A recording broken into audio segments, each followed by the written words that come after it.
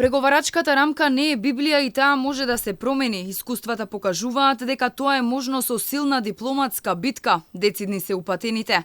Рамката за пристапување кон Европската Унија која ја има Македонија е резултат на политиката на попустливост и замижување пред македонските вредности, идеи и ставови. Според поранешниот вице-премиер за евроинтеграции, власта во очајнички обиди да го зачува својот рейтинг, направи неколку чекори кон Европската Унија, за кои, иако погрешни, веруваше дека ќе ги променат шансите за победа на следните избори. Секако дека македонската дипломатија можеше да направи да имаме далеку подобра преговорачка рамка, можеше да се опстане на нашите вредности, на нашите ставови, на нашите идеи, билатералните спорови да не бидат дел од преговарачката рамка. Меѓутоа, во очај беа со една стесната свест, Ковачевски, Маричич, Османи, Пендаровски, тие едноставно сметаа дека доколку прикажат било какво помрднување во однос на европските интеграции, дека тоа некако ќе им ги промени шансите за победа на изборите кои што се непостоечки во моментов. И затоа влегува во една ваква лоша авантура.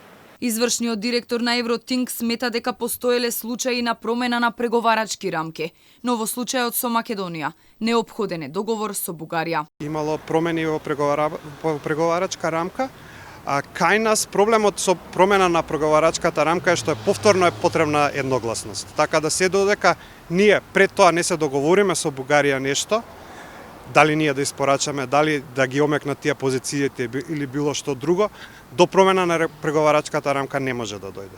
Доколку, секако ќе повторам, се договориме нешто ние со Бугарија билатерално, за тие да дадат согласно за промена на преговарачката рамка, тоа е возможно.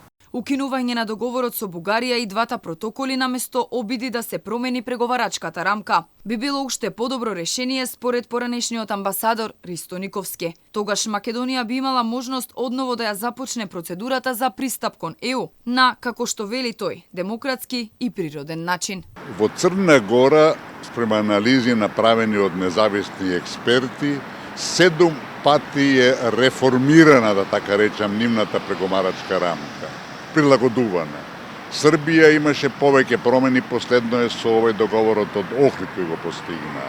Видите, преговарачката рамка не е Библија. Единствен начин да излеземе од тунелот во кој се наоѓаме и единствен начин да таа преговарачка рамка падне во вода е да се подитно откажат договорот за непријателство со Бугарија и двата страшни, поразителни, катастрофални, разбирате, протоколи. Преговарачката рамка беше усвоена на 18 јули 2022 година од Советот на Европската Унија.